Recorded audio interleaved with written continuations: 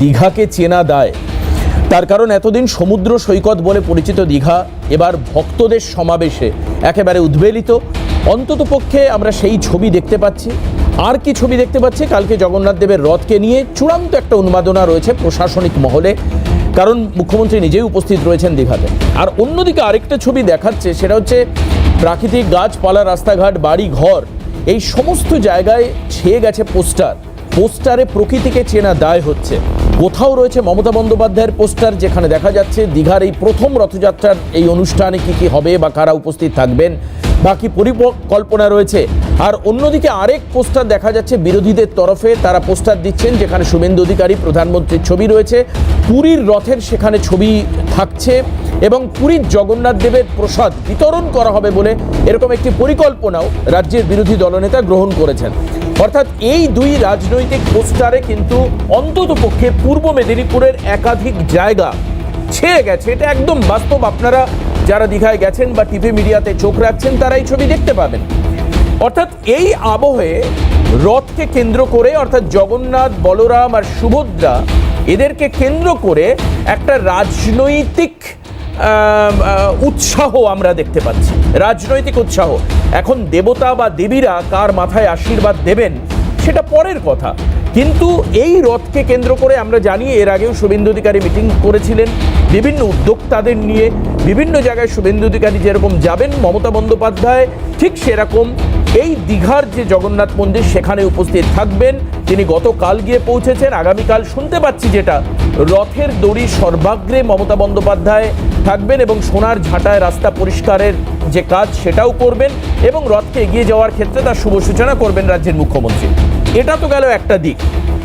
এখন এই জগন্নাথ দেবের কৃপা কোন রাজনৈতিক দলের উপর পড়বে সময় বলবে, কারণ আমি যদি অতি সত্তর কৃপা বলি তাহলে সেটা 26-এর ইলেকশন কেন্দ্রিক দেখতে গেলে। অন্যদিকে আরেকটা গুরুত্বপূর্ণ বিষয় যেটা নিয়ে আজকের প্রোগ্রাম করতে হচ্ছে আমাকে এখন এই মুহূর্তে, সেটা হচ্ছে নির্বাচন কমিশনের একটি declaration form.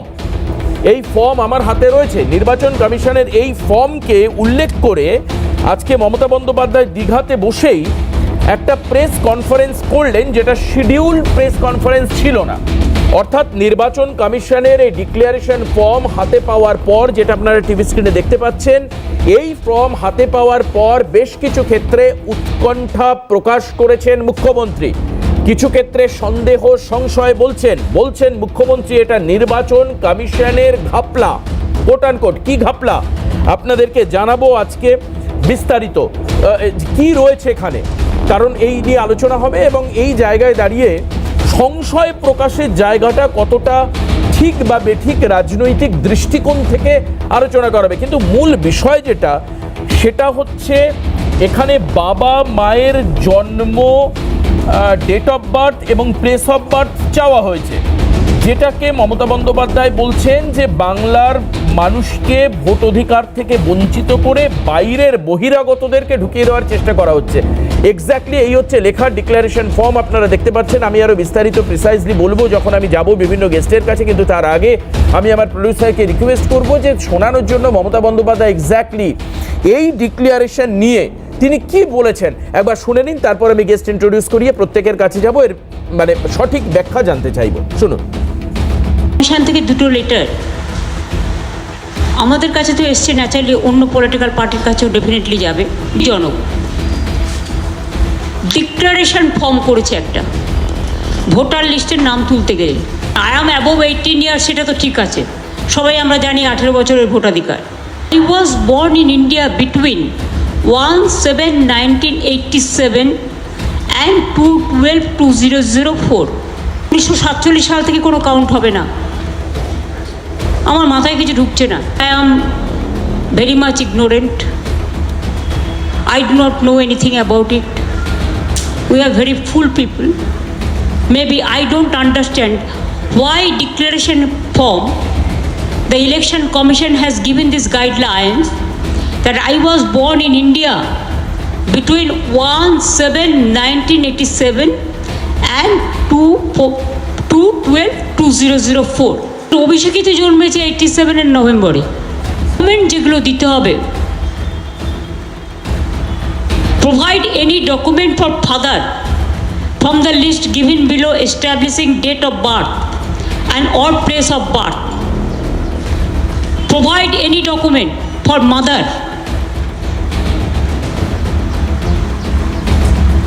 from the list given below establish date of birth and or place of birth. মানে হচ্ছে বাবা মায়ের বার্থ সার্টিফিকেটও দিতে হবে। হচ্ছে আর বাড়ি টু বাড়ি ফুল এনুমারেশনের নামে this is the document declaration form by the election commission. ঘাবলা আছে, মানে স্ক্যাম হচ্ছে special intensive revision 172025 as the qualifying date.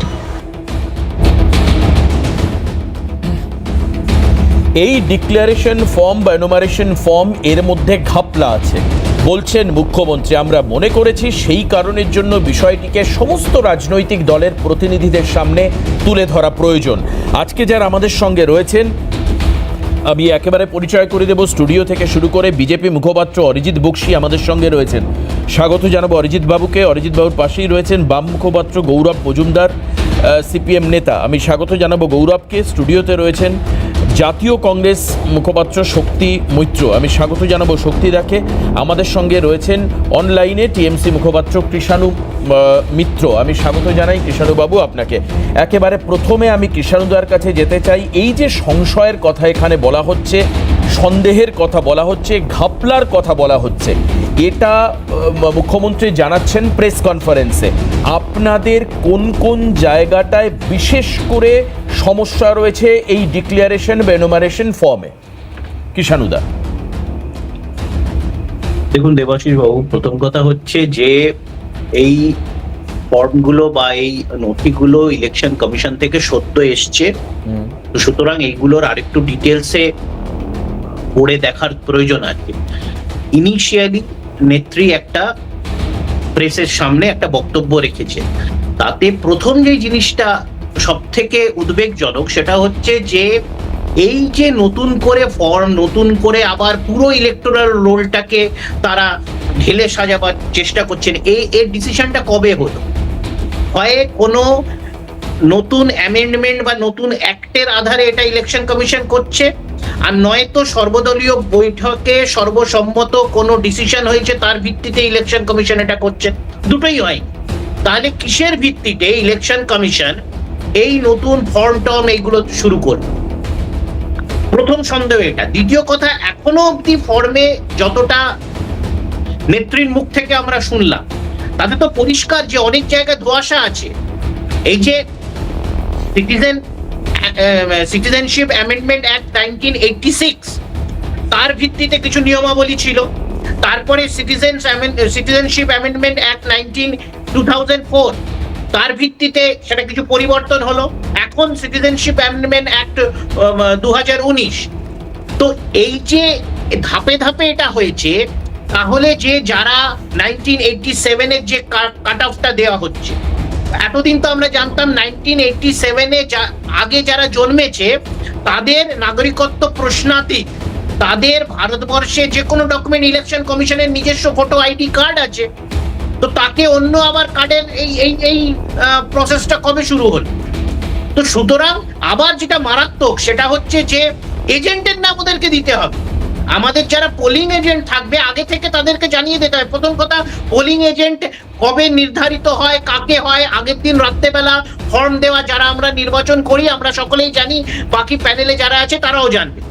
তো আগের থেকে নির্বাচন কমিশনকে নাম দিতে হবে, এবং যেই নির্বাচন কমিশনের উপরে বিভিন্ন অভিযোগ ধাপে ধাপে বিগত 10 বছরে উঠেছে যে তারা একটি বিশেষ ক্ষমতাসীন দলের হয়ে কাজ করছে, এই ইলেকশন কমিশনের নির্বাচনে এই ইলেকশন কমিশন কিভাবে চয়ন হয় সেই পদ্ধতিটাও বদল করা হয়েছে। তো সুতরাং প্রশ্ন থেকে যাচ্ছে, এবং গণতন্ত্র, ভারতবর্ষের গণতন্ত্রকে এতটা ঠুনকো হতে আমরা দেব না, তার জন্য শেষ অবধি লড়াই আমরা করব। বেশ, কিন্তু তবুও আপনি বলছেন যে ফর্মটাকে আরো বিস্তারিত দেখা প্রয়োজন। আপনি একদম প্রথমেই বললেন এটা একটা, আপনি প্রথমেই বললেন যে এটা একটা ইনিশিয়াল, 19 পাতার ফর্ম। আপনি বললেন এটা একটা ইনিশিয়াল রিঅ্যাকশন মুখ্যমন্ত্রীর। এক্স্যাক্টলি। এক্স্যাক্টলি। আমি আপনার এই বক্তব্যের পরে মুখ্যমন্ত্রী আর কি বলেছেন তার ইনিশিয়াল রিয়াকশন থেকে আপনাদেরকে শোনাবো। সেখানে মুখ্যমন্ত্রী এই যে ঘাপলা প্রসঙ্গের ব্যাখ্যা করছেন, কিভাবে করছেন শুনবো। আমার কবে জন্মদিন বা মায়ের কবে জন্মদিন, মৃত্যুদিনটা জানি, তার কারণ আমাদের বেঁচে থাকাকালীন তাদের মৃত্যু হয়েছে। It's a horror game because the election commission rectify the election commission election list with proper guidelines of the common people so that no name will be, who are the proper voter, no name will be deleted. Who died, yes, you delete that, we don't have any problem. But don't pressurize the common people to accept only your verdict. আপনার verdict মেনে গ্রাম বাংলার লোকরা বাদ হয়ে যাবে, আর আপনি বাইরে থেকে সেই সংখ্যা ভরাবেন অনলাইনে, বাইরে স্টেটের লোকেদের নিয়ে এসে। আপনি যেহেতু হেরে যাবেন আগামী দিনে, আপনি ইউপির লোক দিয়ে নাম ভরাবেন, আপনি হরিয়ানায় রাজস্থানের লোক দিয়ে নাম ভরাবেন, আপনি বাংলায় হরিয়ানা, রাজস্থান, অন্যান্য স্টেটের নাম দিয়ে নাম ভরাবেন। সহজ কাহিনী নয়। অরিজিৎ বাবু, আপনার কাছে আমি এটা জানতে চাইবো যে এখানে মমতা বন্দ্যোপাধ্যায় বলছেন যে এখানে প্রেশারাইজ করা চলবে না কমন পিপলের ওপরে, সাধারণ মানুষের ওপর যদি প্রেশারাইজ করা হয় তো ডেফিনেটলি এটা আপত্তিযোগ্য। মমতা বন্দ্যোপাধ্যায় বলছেন ইটস এ হরর গেম, ঘাপলা হয়েছে যেখানে গ্রামের লোকেরা বাদ যাবে, বিজেপি শাসিত লোক থেকে বা বাইরের রাজ্য থেকে লোক নিয়ে আসা হবে। এই যে অভিযোগগুলো করা হচ্ছে, আপনারাও নিশ্চয়ই ডিক্লারেশন ফর্ম হয়তো পেয়েছেন হাতে, বা আমার কাছে রয়েছে, আমি চাইলে শক্তিদা গৌরবের থ্রুতে আপনার কাছে পৌঁছে দিতে পারি। এই ডিক্লারেশন ফর্মে যে সমস্ত ডিক্লারেশনের জন্য যে সমস্ত কন্ডিশনগুলো রয়েছে, এই কন্ডিশনের মধ্যে থেকে হরর গেম একটা হচ্ছে সেটা বুঝতে পারছেন মুখ্যমন্ত্রী। তার মানে তো আলটিমেটলি নির্বাচন কমিশনের এই জায়গাটা, মানে নির্বাচন কমিশন ঘাপলা করছে সেটা ধরে ফেলেছেন মুখ্যমন্ত্রী। হ্যাঁ, হরর গেম, হরর ব্যাপারটা তো সত্যি গেম কিনা জানি না, তবে সারা পশ্চিমবঙ্গ এবং পশ্চিমবঙ্গকে দিকে তাকিয়ে সারা ভারতবর্ষ যে একটা হরর মুভি দেখছে, সেটা তো কালীগঞ্জে 48 ঘন্টা আগেই মানে সারা ভারতবর্ষ দেখতে পেয়েছে যে কি হরর মুভি ভারত এবং পশ্চিমবঙ্গ উভয় এই আমাদের মাননীয় মুখ্যমন্ত্রীর কল্যাণে পশ্চিমবঙ্গের বুকে দেখতে পাচ্ছে, যেখানে বিজয় উল্লাসে একটি 10 বছরের শিশুর মতো বাচ্চা ছিন্ন বিচ্ছিন্ন হয়ে যায়। যাই হোক, আমি প্রথমেই দেখুন একটাই কথা বলবো, কৃষাণুদার সাথে আমিও একমত যে ফর্মটার বিষয়টা সদ্যই এসছে এবং এটা আমাদের ডিটেলসে দেখতে হবে, দেখে আমরা আরও বিশদে আমরা বলতে পারবো বা প্রপারলি আমরা আইডিয়াটা গ্রো করতে পারবো। কিন্তু এখানে একটা বিষয় সবার আগে বলা দরকার যে আজকে মুখ্যমন্ত্রী যেটা করলেন, বোধহয় ভুল যদি না বলি দীঘায় বসে করলেন প্রেস কনফারেন্স, তাই না? হ্যাঁ, আমার সেটাই মনে হচ্ছিল, কারণ ওই ডিএটা দেবেন না বলায় ওনার বিরুদ্ধে একটা আন্দোলন হওয়ার কথা ছিল, তো তা কাট কেটে পড়েছেন উনি, অলরেডি দীঘা অ্যাডভান্স কেটে পড়েছেন। যাই হোক, সেটা পরের বিষয়। উনি যেটা করলেন দীঘায় বসে, এটা স্বাধিকার ভঙ্গ, খুব পরিষ্কার ভাষায় বলছি, এটা স্বাধিকার ভঙ্গ। কেন? উনি দীর্ঘদিনের রাজনীতিবিদ, আজ থেকে নয়, বিভিন্ন সময় বিভিন্ন দলের মাধ্যমে উনি এখন তৃণমূল কংগ্রেসের সুপ্রিমো, বিভিন্ন সময়ে উনি নির্বাচনে অংশগ্রহণ করেছেন। উনি খুব ভালো মতো জানেন যে নির্বাচন প্রক্রিয়া শুরু হবার 6 থেকে 8 মাস 9 মাস আগে থেকে ইলেকশন কমিশন বিভিন্ন পদ্ধতি অবলম্বন করে। এই পদ্ধতিগুলো বিভিন্ন ফর্ম বিভিন্ন পলিটিক্যাল পার্টিকে পাঠানো হয়, এই ফর্মের উপর তাদের ফিডব্যাক নেওয়া হয়। কৃষাণুদা একটু আগে ঠিক বললেন সর্বদলীয় বৈঠক, অবশ্যই কৃষাণুদাও জানেন, এখানে টিভিতে বলতে হয় তাই উনি এখন বলছেন ওনার নেত্রীকে ডিফেন্ড করার জন্য। যাই হোক, এই সর্বদলীয় বৈঠকের আগে এই সমস্ত ফর্ম, বিভিন্ন রকম অ্যানেক্স, বিভিন্ন রকম ট্যাবুলেশন ফর্ম, এগুলো পাঠায় নির্বাচন কমিশন, এবং এর উপর থেকে রাজনৈতিক দলগুলোর সাথে বসে আলাপ আলোচনা করে আলটিমেট ফাইনালি ইলেকশনের যে মেমোরেন্ডাম সেটাকে তৈরি করা হয়। আজকে এই ফর্মটা আমি হয়তো ঠিক কথাই যে এটা খুবই প্রিম্যাচিওর বলে, এই ফর্মটা আমার ধারণা ইলেকশন কমিশন থেকে একটা টেমপ্লেট ফর্ম বিভিন্ন পলিটিক্যাল পার্টির কাছে পাঠানো হচ্ছে, এর উপর বিশদ আলোচনা হবে, এর মডিফিকেশন হতে পারে আগামী দিনে। এই ফর্মের উপর বেস করে অবশ্যই ইলেকটোরাল রোলের অ্যাডিশন, ডিলেশন, মডিফিকেশন, এগুলো তো খুব স্বাভাবিক প্রক্রিয়া ভারতীয় রাজনীতিতে, মানে এগুলোই তো প্রতিটা ভোটের আগে হয়ে থাকে।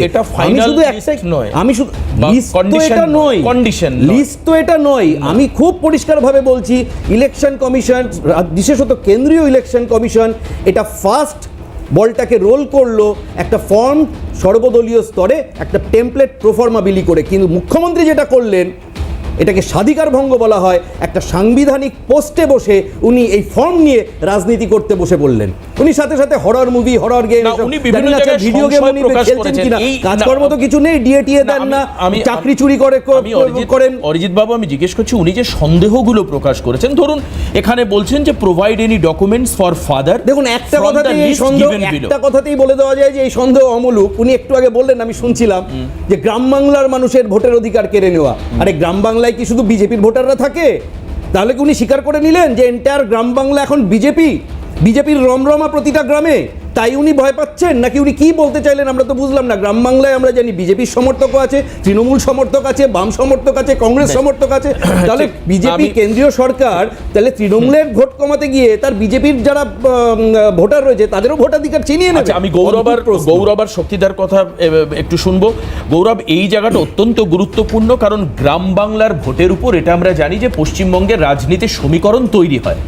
শহরের ভোট কি বলছে বা শহরের মানুষের পারসেপশনের উপর দাঁড়িয়ে সরকার তৈরি হয় না, গ্রামের ভোট গুরুত্বপূর্ণ। মমতা বন্দ্যোপাধ্যায় যে কথা বলছেন তাতে যদি বাইরের রাজ্য থেকে বহিরাগতরা চলে আসে বা গ্রাম বাংলার মানুষের ভোটাধিকার যদি খর্ব হয়, তাহলে তার এফেক্ট বামেদের উপরেও পড়বে খুব পরিষ্কার। কারণ বামেদের এখনও গ্রামে একটা ভোট বক্স আছে বা কিছু কমিটেড ভোটার আছে বামেদের জন্য। এই জায়গাটা কতটা গুরুত্বপূর্ণ, বা এই লিস্ট থেকে, মানে লিস্ট বলতে এই যে ডিক্লারেশন বা যেটা চাওয়া হচ্ছে, যেটা চাওয়া হচ্ছে যে নতুন ভোটারদের নাম তুলতে গেলে সেই ক্ষেত্রে বাবা মায়ের জন্ম তারিখ লাগবে এবং বলা হচ্ছে প্লেস অফ বার্থ লাগবে। মমতা বন্দ্যোপাধ্যায় বলছেন তার মানে আলটিমেটলি বার্থ সার্টিফিকেট চাওয়া হচ্ছে। তো আমার কথা, এটা তো আমাদের অনেকেরই বাবা মার নেই, যাদের ধরো 1970 বা 60 জন্ম, তাদের সেই সময় সেই অর্থে তো বার্থ সার্টিফিকেট নেই। তাহলে কি তারা নতুন করে আর নাম তুলতে পারবেন না ভোটার তালিকায়? বা মানে আমি বলছি ওভারঅল, গৌরব, তোমার এই লিস্টটা দেখে কি মনে হচ্ছে, বা এই যে ডিক্লারেশনটা দেখে তোমার কি মনে হচ্ছে? এর মধ্যে কোনো ট্যাম্পারিং, কোনো হররিজম আছে? প্রথম কথা হচ্ছে হররিজম আছে কি নেই সে তো পরের প্রশ্ন, যেটা মমতা বন্দ্যোপাধ্যায় সব কিছুর মধ্যে একটা হরর ব্যাপার খোঁজেন। দ্বিতীয় কথা হচ্ছে যে ফর্মটা আজকে এসছে, এই ফর্ম সম্বন্ধে এখনও আমি আপনাদের চ্যানেলেই প্রথম দেখলাম যে এই ফর্মের ব্যাপার। এই ফর্মের মধ্যে কি ক্লজ আছে, কি আছে, ডিক্লারেশান আছে, সেগুলো না দেখে তো বলা সম্ভব নয়। আনসান কথা বলে কোনো লাভ নেই। দ্বিতীয় কথা হচ্ছে যে এর আগেও আমি নিজে ভোটার লিস্টের কাজ করেছি আমার পার্টির হয়ে আমার এলাকায়। সেখানে 6 নম্বর ফর্মে নতুন নাম তুলতে গেলে নতুন নামে যারা নাম তুলতে যায় তাদের বাড়ির যিনি প্রধান তার একটা ডিক্লারেশান লাগে, মানে যদি আধার কার্ড থাকে, ভোটার কার্ড থাকে, তার ভোটার লিস্টে নাম কোন পাতাতে আছে সেই ডিক্লারেশান দিতে হয়। কিন্তু কথাটা হচ্ছে উনি কি থেকে কি বলেছেন এটা উনি বলতে পারবেন, আমার পক্ষে বলা সম্ভব নয়। কিন্তু ফর্মটা না দেখে আমি কোনো রকম কোনো হালকা কথা হচ্ছে যে বলতে পারবো না। দ্বিতীয় কথা হচ্ছে গ্রাম বাংলার ভোটের কথা উনি বলেছেন। দেবাশিস, আপনাদের মনে আছে কিছুদিন আগে এই তৃণমূল কংগ্রেসের নেতা নেত্রীরা, কাউন্সিলর থেকে শুরু করে এমএলএ অবধি, তারা পাড়ায় পাড়ায় ভুয়ো ভোটার ধরতে নেমেছিলেন, ভোটার লিস্ট নিয়ে স্কুটিনি করবার জন্য গেছিলেন। আপনি জানেন সেই স্কুটিনির ফল কি হয়েছে? মমতা বন্দ্যোপাধ্যায় নিজে জানেন যে ওই স্কুটিনিগুলো কি হয়েছে, আদেও ভুয়ো ভোটার কি পাওয়া গেছে, সেইগুলো কোথায়? উনি গ্রাম বাংলার ভোটের কথা বলছেন। ওনার প্রার্থীকে মানুষ ভোটে জিতিয়েছে, সেই বিজয় উল্লাসে একটা গ্রামের একটা মেয়ে, একটা বাচ্চা ক্লাস 4-এ পড়ে, তামান্না, তাকে বোম দিয়ে উড়িয়ে দিল। উনি গ্রাম বাংলার ভোটের কথা বলছেন, যেহেতু ওই পরিবারটা, ওই অঞ্চলের মানুষ, তারা প্রকাশ্য দাঁড়িয়ে টিভি চ্যানেলগুলোর সামনে মানুষকে বলছেন যে তারা সিপিআইএমকে ভোট দেন। আর সেই অপরাধে তার সিপিআইএমের যারা কর্মী সমর্থক দরদি, তাদের বাড়িতে মেচে মেচে বোম মেরে বাচ্চাটাকে খুন করলো মমতা বন্দ্যোপাধ্যায়। মমতা বন্দ্যোপাধ্যায় দীঘায় গিয়ে, উনি তো একটা রাজ্য সরকারের প্রধান, উনি তো অন্তত এই ঘটনা নিয়ে দুঃখ প্রকাশ করবেন। উনি একটা টুইট করেই শান্ত থাকলেন। কি হলো যে এই খুনিগুলো যারা খুন করলো, তৃণমূলের সেই নেতাগুলোকে কি ধরতে পেরেছেন? ধরতে না পারলে কেন ব্যবস্থা গ্রহণ করতে পারলো না পুলিশ? সেই ব্যাপারে উনি কোনো কথা বলবেন না? উনি যদি বলে থাকেন, উনি যদি এইগুলো, এই যে বাইরের ভোটার, অমুক জায়গাকার ভোটার, আচ্ছা আপনি বলুন তো, এই যে ভবানীপুর বিধানসভা যেখানকার উনি বিধায়ক, সেই বিধানসভার অভ্যন্তরে গুজরাটি সমাজ বলে একটি সমাজ আছেন, তিনি তো সেখানে প্রত্যহ যান। সেখানে গিয়ে তো তিনি তাদের অনুষ্ঠানে যান এবং ভোটের সময় তাদেরকে নিয়ে ভোট প্রচার করেন। কেন করেন? কেন করেন ভোট প্রচার? আসলে ধান্দাবাজির রাজনীতি। ওনাকে যারা সমর্থন করবে, ওনাকে যারা ভালোবাসবে, উনি তাদের পক্ষে, বাকি যা আছে সব উড়িয়ে খেলবেন। ওনার ওই আনারুল থেকে শুরু করে অনুব্রত অবধি এই হচ্ছে ওনার হরর ব্যাপার। উনি হরর, সত্যি উনি ভয়তে আছেন, উনি ভূত দেখছেন, উনি দীঘাতে পালিয়ে গেছেন। পশ্চিমবাংলার মানুষ ওনাকে চেপে ধরবে, যা অন্যায় করেছেন উনি। এই যে দীঘায় যাওয়া নিয়ে আমি আসছি না, আজকের বিষয় হলো হচ্ছে এই ভোটার লিস্ট নিয়ে। যদিও এখনো পর্যন্ত আমি তিনজনের সঙ্গে কথা বললাম, তিনজনই অরিজিৎ সঙ্গে গৌরব এবং কৃষাণুদা তিনজনেই বললেন যে it is early to say, আরও বিস্তারিত দেখা প্রয়োজন। এরপরে যেটা ওনারা বললেন, এটা ওদের রাজনৈতিক অবস্থান থেকে ওনারা বিভিন্ন ক্ষেত্রে মমতা বন্দ্যোপাধ্যায় সমালোচনা করলেন, সেটা অন্য ব্যাপার। কিন্তু আমি সিরিয়াস নোটে জানতে চাইছি যে এইভাবে যারা প্রকৃত ভোটার তাদের ভোটাধিকার চলে যাচ্ছে না তো? দেখুন, আরেকটা সম্ভাবনা, সন্দেহের কথা শক্তিদার কাছে যাওয়ার আগে আমি শোনাতে চাইবো। মমতা বন্দ্যোপাধ্যায় বলছেন হয়তো বা এটাই এনআরসি চালু করবার একটা প্রক্রিয়ার ইনিশিয়েটিভ হতে পারে। কি বলছেন মমতা বন্দ্যোপাধ্যায়? শক্তিদা একবার শুনুন, আপনারাও শুনুন। They cannot behave like this. Before 1987, whoever was born, they are not Indian citizen. 1947, the country became independent. How come they targeted 1987 or 2004? I do not know. I don't understand their game, their plan. আমি বুঝতে পারছি না। As a layman আমরা কম জানি। They want that young generation will not vote for. Sometimes they do not know where is the villagers, especially the poor people, especially the hawkers, bakers, or the poor people, commoners. Where they will get the mother certificate, the father certificate? Is it NRC? Is it they are doing or working? গৌরব, যখন এই byte শোনা হচ্ছিল আমি শক্তিদার কাছে যাব পূর্ব পরিকল্পনা অনুযায়ী, কিন্তু তুমি বলছিলে এক লাইন বলা। এই যে এনআরসি নিয়ে উনি যে কথা বললেন, এনআরসি নিয়ে যখন বিজেপি বিরোধী সমস্ত রাজনৈতিক দল যারা সংসদের অভ্যন্তরে একত্রিত হয়ে আন্দোলন করছিল, ওনার এমপিরা সেই সংসদের অধিবেশন ছেড়ে কেউ ঘুরতে গেছিলেন, কেউ সিনেমার প্রচারে গেছিলেন। উনি সে প্রশ্নের উত্তর দিন। এই প্রশ্নের উত্তর আমি অবশ্যই কৃষাণুদার থেকে নেব, কিন্তু শক্তিদা, যেটা আপনি দেখছেন, আপনার দীর্ঘদিন ধরে ভোটে লড়া এবং ভোট করানোর অভিজ্ঞতা রয়েছে, সেখানে দাঁড়িয়ে এই ডিক্লারেশন ফর্ম, এটা কি অ্যাজ ইউজুয়াল, যেটা অরিজিৎ বলার চেষ্টা করলো যে প্রত্যেকবার আসো অল্টারনেশন অ্যাডিশন হবে, অনেক কিছু এর সঙ্গে ইম্পোজ হবে এবং বাদও যাবে, এই ডকুমেন্টস শেয়ারিং এর কাজ এখন আমাদের এই স্টুডিওতেও চলছে। বিস্তারিত আমাদের কাছে যেটুকু এসছে, যে পয়েন্টসগুলো এসছে, সেগুলো নিয়ে গেস্টরা দেখছেন এবং আরও বিস্তারিত আমরা চেষ্টা করবো এই অনুষ্ঠান থেকে তার এক্সট্র্যাক্ট বা যেটা জিস সেটা বার করে বলার। শক্তিদা, অরিজিৎ বাবু বলেছেন, গৌরবও বলেছে, পার্ট দুটো। একটা হচ্ছে মুখ্যমন্ত্রী ঠিক রথের আগে বিভিন্ন সমস্যার থেকে পালিয়ে গিয়ে দীঘায় বসে একটা প্রেস কনফারেন্স করলেন এবং মুখ্যমন্ত্রী তো বিদেশ চলে যায় না, মানে দীঘায় গেছেন উনি, রথে দড়ি টানতে থেকে পালিয়ে যাওয়া কেন বলছেন? আপনারা তিনজনই বললেন এটা অত্যন্ত সত্যি। উনি তো এই রাজ্যেই রয়েছে। ওনার আমি বলি কত কিলোমিটার? আমাকে বলতে দিই। 200 কিলোমিটার আমাকে বলতে দাও। আচ্ছা, 23 তারিখ নির্বাচনের ফল ঘোষণা হচ্ছে কালীগঞ্জে, নদিয়ার মানে মুর্শিদাবাদ নদিয়ার একটা প্রত্যন্ত একটা বিধানসভা, সেইখানে তখনও টোটাল রেজাল্ট ডিক্লেয়ার হয়নি, প্রায় 80,000 ভোটে এগিয়ে আছে। সেই সময় একদল অত্যুৎসাহী তৃণমূলের ছেলেরা আইডেন্টিফাই করে এমন একটা বাড়িতে সকেট বোমা মারল। প্রথমে বলেছিল বোম, তারপরে সেটাকে 4 ঘন্টার মধ্যে সেটাকে অমিট করে দিল। এখন ঘটনা হচ্ছে হরর ফিল্ম, সেটা কার থেকে আমরা জানতে চাইব। আজকে মমতা বন্দ্যোপাধ্যায় তামান্নার মৃত্যু, তিনি একবারের জন্য নিজে যাওয়া দূরের কথা, তিনি একটা টুইট করে তার সমস্ত দায়িত্ব এবং কর্তব্যটা শেষ করে দিলেন। মেয়েটার কাছে টাকা নিয়ে একজন পৌঁছে গেল, তার মা ছুঁড়ে মারল সেই টাকার বস্তাটা বা যে টাকাটা নিয়ে গেছিল। 24 জনের নামে এফআইআর করা হয়েছে, মাত্র 4 জন অ্যারেস্ট হয়েছে, 20 জন এখনো অ্যারেস্ট হয়নি। মা বলছেন তারা প্রকাশ্য দিবালোকে ঘুরে বেড়াচ্ছে। এইটা কিন্তু গণতন্ত্রের যদি এইটা নমুনা হয়, পশ্চিমবাংলায় এমন একটা নির্বাচন হচ্ছে না, সেটা পৌর নির্বাচন হোক, সেটা ক্লাব নির্বাচন হোক, সেটা পঞ্চায়েত হোক, সেটা জেলা পরিষদ হোক, সেটা বিধানসভা হোক, লোকসভা হোক, রক্ত পশ্চিমবাংলার মাটিতে পড়ছে না, এটা কখনো আমরা মেনে নিতে পারি না। আজকে গণতন্ত্রকে এইভাবে যদি গলা টিপে হত্যা করা হয়, নিশ্চয়ই মাননীয় মুখ্যমন্ত্রীর বিরোধিতা সেটা তো একদিক গেল আমরা করব। সত্যিদা, আমরা যেটা বলছি আর ভোটার তালিকাটা একটু এবার ভোটার তালিকা নিয়ে বলছি, যে পয়েন্টটা আছে ভোটার তালিকায় এবং cut off date citizenship amendment বারবার করে হয়, এবং আমি প্রত্যেকটা এই সর্বদলীয় মিটিংয়ে, ইলেকশন কমিশনের মিটিংয়ে এবং লাস্ট আজ থেকে 10 দিন আগে ডিএমএ মিটিংয়ে বারাসাতে আমি অ্যাটেন্ড করেছি, তখনও কিন্তু উনি কখনো এই সমস্ত কথা একবারের জন্য উচ্চারণ করেন না, এটা তো সবে এসছে। এই সবে এসছে, ওই জন্য এবং আমি বলি 1987 এটা অত্যন্ত বাজে একটা ব্যাপার। 2 নম্বর কথা হচ্ছে বাবা এবং মায়ের ডকুমেন্টস কজন জানে?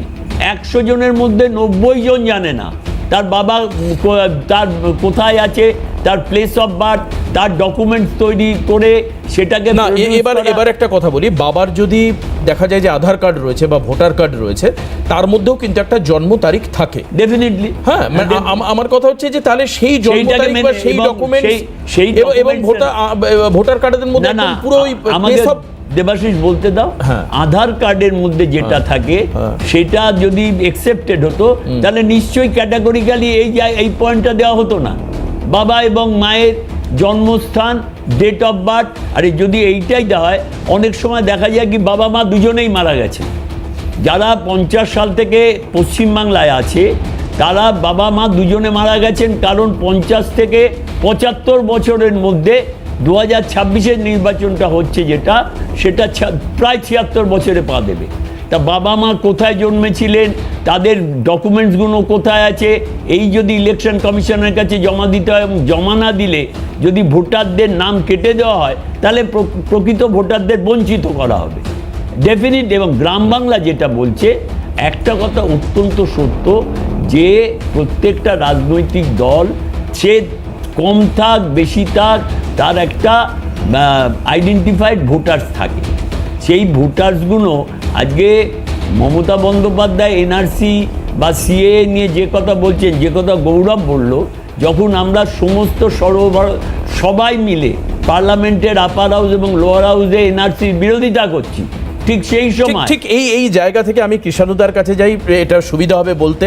এই যে এনআরসি নিয়ে আজকে দেখা যাচ্ছে একটা ভয়ার্ত পরিবেশ তৈরি হচ্ছে, অন্ততপক্ষে এই তালিকাকে ইনিশিয়ালি মমতা বন্দ্যোপাধ্যায় মনে করছেন, যেটা কৃষাণুদা বললেন, যের থেকে এনআরসির একটা গন্ধ পাওয়া যাচ্ছে, একটা ফ্রেগ্রেন্স পাওয়া যাচ্ছে। অন্যদিকে গৌরব এবং শক্তিদার অভিযোগ যে এনআরসি নিয়ে যখন অভিযোগ জানানোর কথা, তখন মমতা বন্দ্যোপাধ্যায়ের দলের সাংসদরা তারা সংসদ ভবনে থাকছেন না। কৃষাণুদা, এই জায়গাটা কিন্তু বিরোধীরা তুলছে আজকের এই স্টুডিও থেকে। দেখুন, বিষয়টা হচ্ছে যে আজকে আমি আরেকবার পুনরায় বুঝতে পারলাম যে এই রাজ্যে সিপিএম এবং কংগ্রেসের এই দুরবস্থা কেন। তার কারণ হচ্ছে বিষয়টা ছিল বাংলা পেপার, তারা বক্তব্য রাখলেন হিব্রু পেপার। কালীগঞ্জ নিয়ে তারা এতটাই আবেগতাড়িত হয়ে বললেন যে বাস্তবটা থেকে যেটা মানুষের অভিজ্ঞতায় বা 24 ঘন্টায় সোশ্যাল মিডিয়া বা মিডিয়াতে চোখ রাখলেই যে খবরগুলো আমরা জানতে পেরে গেছি, সেটা ওনারা হয় অজ্ঞ নয় ইচ্ছা করে মিথ্যাচার করলেন। 5 জন ব্যক্তি ইতিমধ্যেই গতকাল সন্ধ্যে অবধি অ্যারেস্ট হয়েছে, আজ সম্ভবত 2 জন আরো বেড়েছে। আমি বলেছি তদন্ত চলছে। এখন বিষয়টা হচ্ছে যে সিপিএম এর প্রতিনিধি এবং শক্তিদা তারা মিথ্যাটাকে কেন বেশি পরিবেশন করতে বেশি ইচ্ছুক, এটাই মানুষ তো দেখছে আলটিমেট। আমার কথাগুলো মানুষ শুনছে, ওনাদের কথাগুলো মানুষ শুনছে। তো সুতরাং যেই ঘটনা, কতজন অ্যারেস্ট হয়েছে, পুলিশ তদন্ত করছে। আমাদের যিনি একজন প্রতিনিধি গেছিলেন, তিনি ব্যক্তিগত ক্ষেত্রে গেছিলেন, তাকে দলের থেকে বা সরকার থেকে পাঠানো হয়নি। তিনি কেন গেছিলেন, সব বিবৃতি দলের তরফ থেকে চলে এসেছে। তারপরেও মিথ্যাচার করতে হবে, এই মিথ্যে আশ্রিত রাজনীতি করতে গিয়ে শূন্য। আর আরেকজনরা সন্দেশখালি তৈরি করতে গেছে, আরজিকর তৈরি করতে গেছে, তৈরি করতে গিয়ে এই দুরবস্থাতে হচ্ছে। এখন বিষয়টা হচ্ছে তৈরি করতে গেছেন মানে এইভাবে মৃত ডাক্তার অপমান করবেন না, এই অধিকার আপনার দলও আপনাকে দেয় না। এইভাবে অপমান করবেন না নিহত ডাক্তারকে। বলি না ভাই, অরিজিৎ তুমি তোমার সময় বলবে। না না, তুমি আমার বলো কৃষ্ণদা, তুমি মুখ্যমন্ত্রীকে বলো, কিন্তু এইভাবে অপমান করছো, এইভাবে তোমার সেই অপমান করো না, অধিকারটা নিহত ডাক্তার তো ছেড়ে দাও। এইভাবে অপমান করো না। করিনি কিন্তু আর শোনো না ভাই, শোনো না না আগে একটু শুনে নি, তারপর যখন আপনাদের এক এক করে বলতে কাউন্টার ঘটনা বিজেপি ঘটেছে- আরজিকর তৈরি করতে গেছে, এরকম অদ্ভুত মিথ্যাচার করে না দাদা। আমি- অরিজিৎ প্লিজ, অরিজিৎ বাবু মানুষ দেখছে যখন কালীগঞ্জের ঘটনা ঘটেছে তখন উড়িষ্যাতে পাশের রাজ্য দলিত বলে মাথা মুড়িয়ে কান ধরে উঠবোস করে নাক্ষর দেওয়ানো করেছে। মুখ্যমন্ত্রীর বিবৃতি, সেইখানে বিজেপি সভাপতির বিবৃতি পর্যন্ত আসেনি। এখানে কালীগঞ্জে মুখ্যমন্ত্রী বিবৃতি দিয়েছেন, দুঃখ প্রকাশ করেছেন এবং প্রশাসনিক যা যা করণীয় সবকিছু নিশ্চিত করছেন। হ্যাঁ, প্যাকেট পাঠিয়েছিলেন, টাকার উত্তরপ্রদেশে প্যাকেট সেই পাঠিয়ে একসময় টাকার প্যাকেট ইটাওয়াতে পাঠিয়েছিলেন শিলদারা দলিত কেনার বলে জন্য, সে যেটা যাদব সম্প্রদায়ের রিফিউজ মানুষ হয়, বলে যেটা রিফিউজ হয়েছে। এই অসভ্যতামিটা দয়া করে করো না। টাকার প্যাকেট এই পাঠিয়েছিলেন তো, অসভ্যতামিটা দয়া করে করো শিলদারা না। কেনার আমাকে জন্য আমার টাকার সময় প্যাকেট বলতে দাও। পাঠিয়েছিলেন। এমনিতেও আমি দূরে আছি। হ্যাঁ বেশ বেশ, তোমার হ্যাঁ, সময় হ্যাঁ। তুমি সব বলবে। এই কারণে আমি এরপর অরিজিৎ আসবো আপনার কাছে। হ্যাঁ কৃষ্ণদা বলুন আপনাদের বলুন। পুরো করতে দেওয়া হবে আশা করি। হ্যাঁ বলুন বলুন। বিষয়টা হচ্ছে ইটাওয়াতে একসময় দলিত বলে যাদব বলে তা সে গীতাপাঠ করেছে, তার জন্য মাথা মুড়িয়ে তাকে নাক্ষর দেওয়ানো করিয়েছে। একই সময় সেখানেও মুখ্যমন্ত্রীর বিবৃতি পর্যন্ত আসে। আমাদের রাজ্য ব্যতিক্রমী রাজ্য, এখানে শাসক দলকেও আপনারা কাঠগড়ায় দাঁড় করিয়ে প্রতিনিয়ত আলোচনা করছেন। এবং এইখানে আজকে যে বিষয়টা এইখান সংক্রান্ত বলে রাখি যে আজকে এনআরসি নিয়ে এত কথা বললো, শক্তিদা এত কিছু বললো, সিপিএম এর প্রতিনিধিও এত কিছু বললেন। এই যে এনআরসির পক্ষে আসামে সিপিএম এর মিছিল, দেখুন এনআরসির পক্ষে সিপিএম এর মিছিল, আর এখানে আমাদের কে কতজন সাংসদ ছিল? আমরা তো, আমার নেত্রী ডিক্লেয়ার করেছেন আমরা আমাদের প্রাণ থাকতে, আমাদের রাজ্য সরকার থাকতে এবং প্রাণ থাকতে আমরা এনআরসি হতে দেব না। ঘোষিত আমাদের অবস্থান। তারপরেও সেটা সিপিএম শুনতে পাচ্ছে না, কংগ্রেসকে মিথ্যাচার করতে হচ্ছে। ওই জন্য তারা শূন্যই থাকবেন এবং বিজেপিকে আমরা একাই রুখেছি, আগামী দিনও রুখে নেব।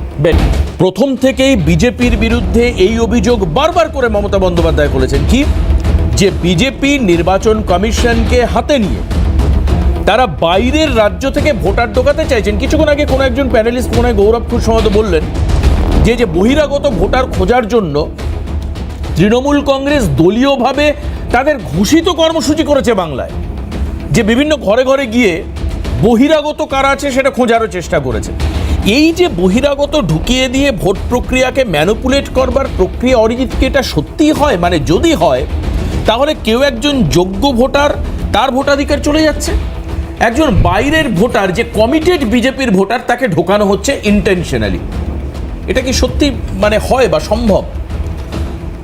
দেখো, ফর্মটা তোমার কাছ থেকেই আমি হাতে পেলাম। হ্যাঁ ডেফিনেটলি। হ্যাঁ, আমি একটা কথা জিজ্ঞাসা করতে চাই, মানে আমি জানি না কাকে জিজ্ঞাসা করব, কে এর উত্তর দেবে, যে সাধারণ মানুষ সমাজে মিথ্যাচার করলে তার সামাজিক বা আইনগত শাস্তি হয়।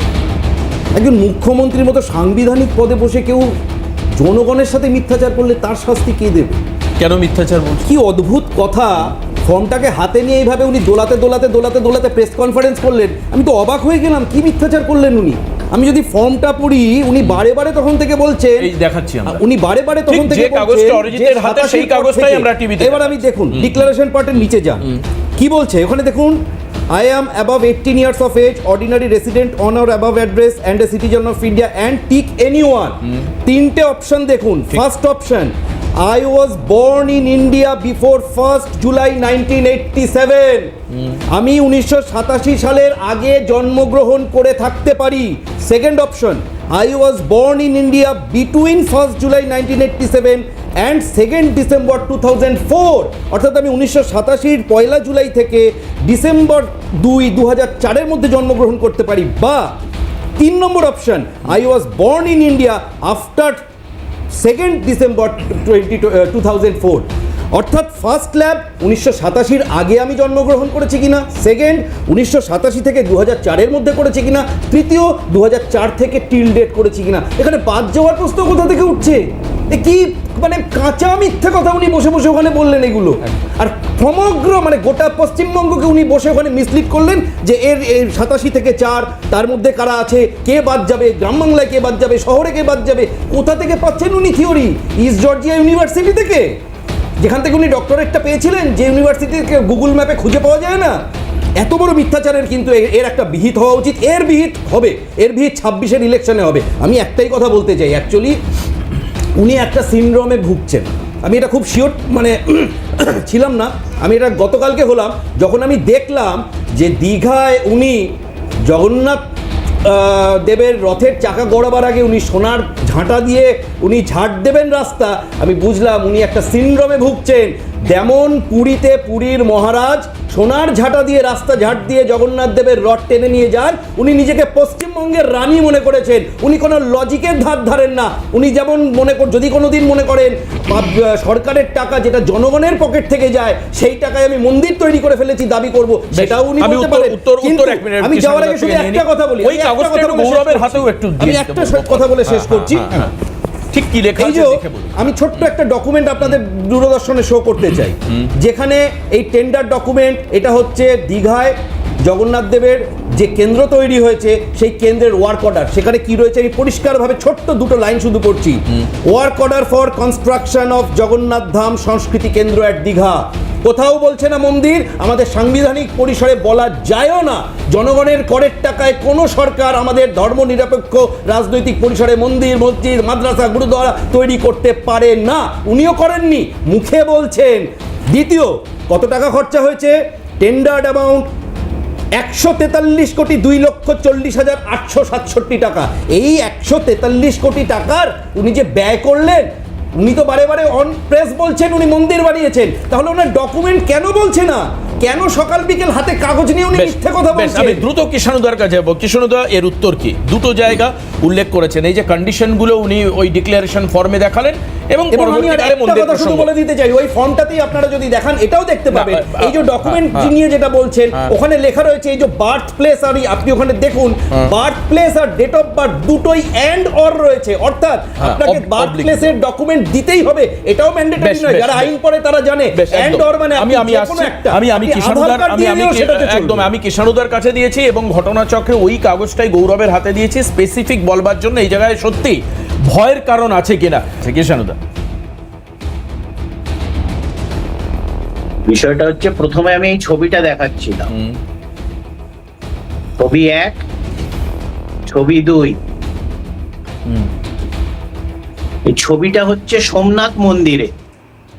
সোমনাথ মন্দিরটা মন্দির নাকি কালচারাল সেন্টার নাকি ট্রাস্ট, কোনটা?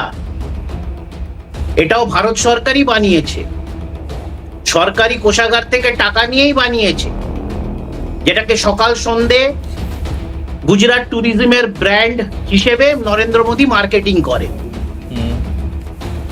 তার নথিতেও কোথাও মন্দির লেখা নেই।